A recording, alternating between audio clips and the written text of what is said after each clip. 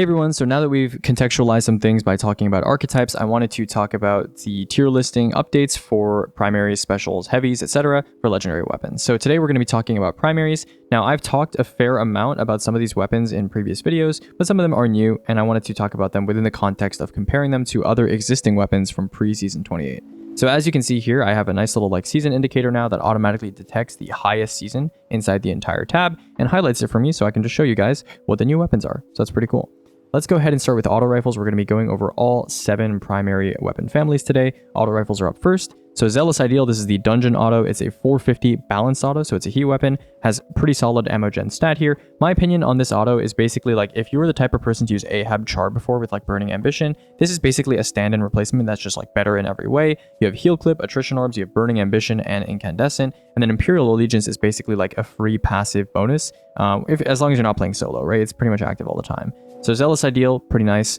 We have Reghusk's Pledge, which I think is basically just like Reckless Oracle if you don't have Reckless Oracle. I mean, the main perks you would take are Destabilizing Repulsor on both weapons, and, Reghusk's Pledge has Skulking Wolf instead of Photo Inhibition. Skulking Wolf, for those of you that don't know, can provide a de-aggro, downgrades the enemy's tier of accuracy toward you effect.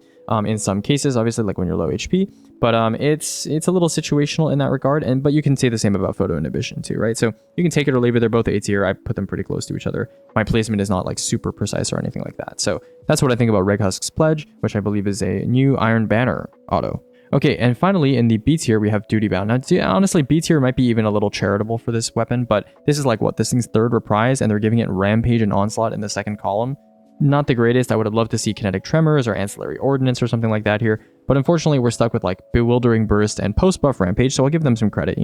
This is Post Buff Rampage, but a single target perk on an auto rifle with Bewildering Burst in the 1st column, not the greatest. Accelerated Assault is obviously always nice to see, but not the greatest, right? I think honestly even B tier, when it's next to an Attrition Kinetic Auto, for example, is, a little charitable, right? So yeah, I'm gonna leave it in the B tier for now, and let's go ahead and move to bows. Now, bows, we actually only have one new bow this season, and that's King Orfeo from, I guess this is going to be an Act 2 weapon because we haven't seen it drop yet.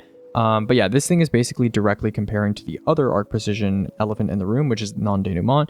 Non-Denouement still remains the only Volt Shot bow in the game, and Volt Shot just synergizes so well with the bow style, gameplay.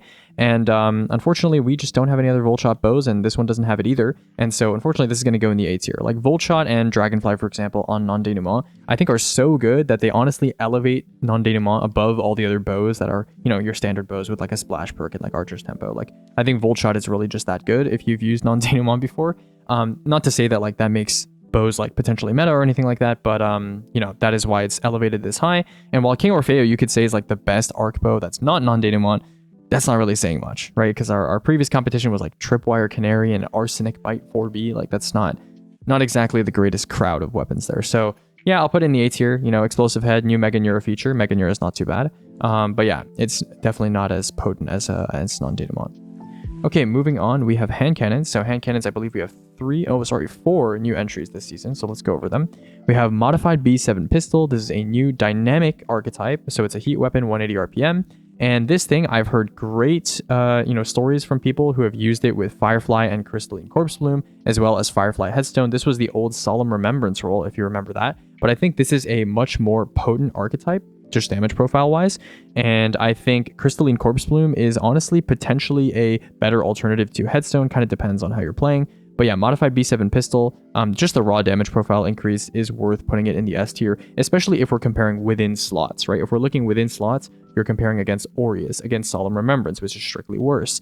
You have other things like Midnight Coup, Fatebringer. Yeah, I think Modified B7 Pistol is definitely a cut above those, hand cannons. So I decided to place it in the S tier, especially if there's stuff like Posterity in the S tier, which, I'm debating moving down. Honestly, one of the problems I've been experiencing with these tier lists recently is that there's just so many new weapons that are being added, and they're all clumping up into the S and A tier, and it takes a lot of work, I guess, to recycle the S and A tier weapons and push them down.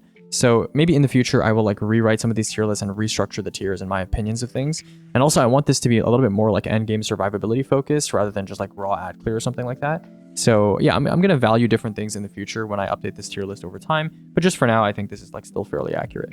Okay, so we have Corundum Hammer. This is mostly this high because it has shoot to loot explosive payload, something that people were obviously missing a lot because Vulpecula was the only shoot to loot explosive payload hand cannon in the kinetic slot at the time. So now we have Corundum Hammer, which is a slower firing RPM, but that doesn't really tend to matter. It's going to have better stats than something like a Vulpecula. Fleet-footed doesn't really do much, but this thing also has Firefly Tear as alternative perks and Slice and Tear as well, which are totally usable. Like Firefly Tear, totally usable roll. You can also use Elemental Honing here. I should probably actually even add that here. Elemental Honing. Some people like strand weapons with Elemental Honing and Firefly because, you get 2 honing stacks for free. But yeah, Firefly Tear, pretty pretty solid, I would say, for like just playing the game, to be honest, compared to something like a Fatebringer. And then of course you have the Shoot to Loot Explosive Payload utility as well. So that's going to go in the A tier. Next up we have Sarpedon D. This is the newest spread shot hand cannon in this game. It's in the energy slot. Honestly, the perks here are kind of a wash, right? They're not the greatest. I would say like Trickle Charge Rolling Storm should allow you in theory to just shoot this thing repeatedly with Accelerated Assault, which is definitely nice because spread shot hand cannons, one of the biggest disadvantages of running them is just manually reloading them feels really weird.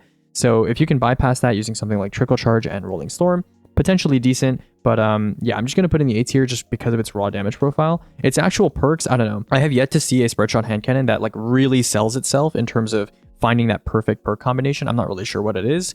Maybe a Void spread shot hand cannon with like Repulsor Destabilizing or something might feel really good. Not too sure, but we'll have to see. Okay, so that's Season 28, new energy spread shot, just put in the A tier. Next up, we have Moss Athanor 4. I think I'm saying that right, maybe Moss Athanor 4. This is a Void 120. A lot of people are using this for PvP with Slideways Adagio, but we're not doing a PvP tier list. So we're just going to cover the main PvE perks, which are basically just 2 of them, Destabilizing and Demoralize. You have Double Splash, but again, this thing is a 120. 120s with no reload assist and taking Double Splash, not the greatest idea. And certainly the damage profile is the worst out of all of the hand cannons as well. So yeah, I've decided to place it at the top of C tier where I think it's in good company. Okay, so that's it for hand cannons. Let's go ahead and talk about pulses next. Pulses, we have what, 4 new pulses? Yeah, and they're all in the S or A tier. S tier pulses, it's basically just like survivability stuff, like Repulsor Destabilizing, and you have like Heal Clip Nullify. Martlet, this is a new Trials pulse, lightweight pulse. Lightweight archetype is totally fine. You have Firefly Destabilizing, you have Repulsor Destabilizing. Shame about the Origin trait, but besides that, it's just fairly straightforward Repulsor Destabilizing pulse.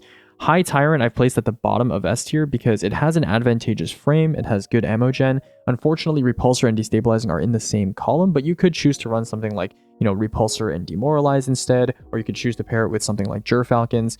Again, it's kind of at the bottom of S tier, just barely bordering on A tier here, but I do think it kind of hangs with like the best pulses in the game just because of its archetype. So yeah, I decided to place it at the bottom of S tier. We have Horror's Least. Honestly, this one, I moved a bunch of the like jolting feedback / arc related pulses down a tier because they just don't have the survivability access that something like a Heal Clip or a Repulsor Brace pulse has.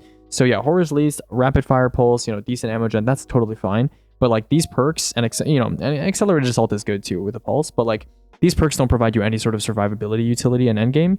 So yeah, I just kind of wanted to kind of place that in the A tier with all the other arc pulses like Vantage Point and Oversoul Edict.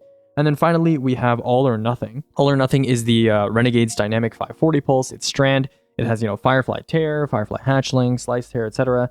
It's basically like Relentless, right? If you remember Relentless, which it's, somewhere down here, has Firefly Hatchling, Slice Hatchling. It's basically like a strand pulse with splash perks, right? Splash and util perks, except this is just a better version, right? It has enhanced perks. It has the heat system. It has accelerated assault. And so I placed it into the A tier. Okay. So that's it for pulses. Let's go ahead and move on to scouts. I think we only have 2 new scouts this season. Yeah, we have Voltaic Shade. Voltaic Shade, honestly, you could trade it with Unworthy here. They're both pretty good. The frame and gameplay, I would say, of Voltaic Shade is a lot more appealing than Unworthy, but Firefly Voltshot and Subjugation, that origin trait, is pretty compelling as well. A lot of people are liking like jolting feedback and Mega Neura. Double splash perks are always, popular, but it's a scout rifle. It is just what it is. It's kind of okay, but it's still going to be awkward to use in endgame content. But that's not going to stop me from putting it in the S tier for, specifically scout rifles. It certainly is better than everything in the A tier and probably the bottom half of S tier as well. I think I've moved Aisha as well from A to S tier if I'm not mistaken because of Withering Gaze utility, but I might be wrong. I think it might have already been an S tier as well. Okay, and then next we have Oxygen SR3. This thing is a 180 RPM scout, which is, again, not the greatest frame. And yeah, it has Heal Clip and Rapid Hit and Shoot to Loot, Mega Neura Burning Ambition.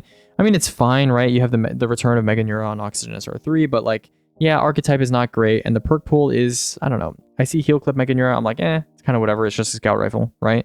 I'd rather have some of the more exciting stuff that's available in the S tier, whether it comes to utility or like unique interactions with Bray Inheritance and stuff like that. So that's it for scouts. let's go ahead and talk about sidearms. Sidearms, I believe we only have 3 new sidearms, and there's one from the Dawning, which is quite recent. We have Evening SI4, which I think is, contender, just ties with Drang. A slightly better frame, but, maybe a little bit harder to get used to. I believe Evening SI4 has the potential to get accelerated assault, if I'm not mistaken. So let me go ahead and write that down. That would actually probably make it a stronger contender than Drang. So I'm going to go ahead and swap that up real quick. So yeah, Evening SI4, you have Heal Clip, you have Impromptu, you have Incand, Burning Ambition, just, solid sidearm perks that are very, very useful for endgame content for survivability. So pretty good stuff there. Compact Defender, which is one of the best sidearm archetypes in the game because of its 1 mag raw damage potential. You have solid ammo gen stat, destabilizing repulsor, just pretty solid stuff, right? And then finally, we have Fimble Winter Stitch, which unfortunately, everyone thought this was like, it looks like a rocket sidearm. It uses like the, Call / I think Vestian Dynasty model or something like that.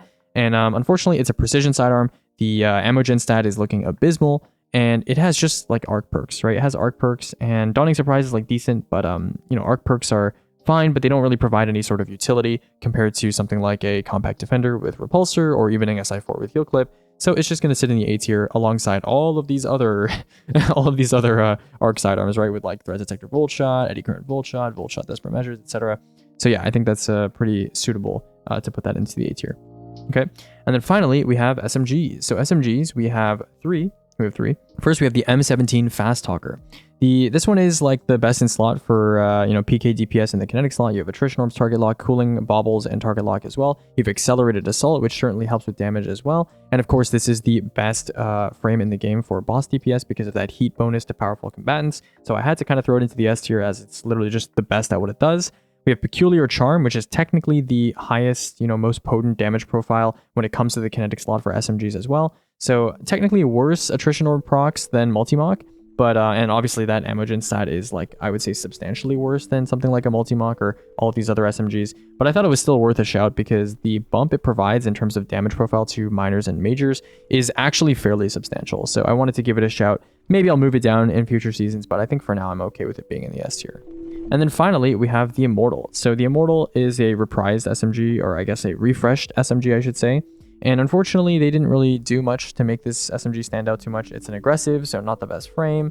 Ammo gen stat is not the greatest either. You have Attrition Orbs, which is decent, but a lot of SMGs have Attrition Orbs these days that are significantly better. You have Field Tested, which is okay. And then the right column is like kind of just damage perks, like single target damage perks, which is a bit awkward because this is not the type of SMG that you'd probably be using for that.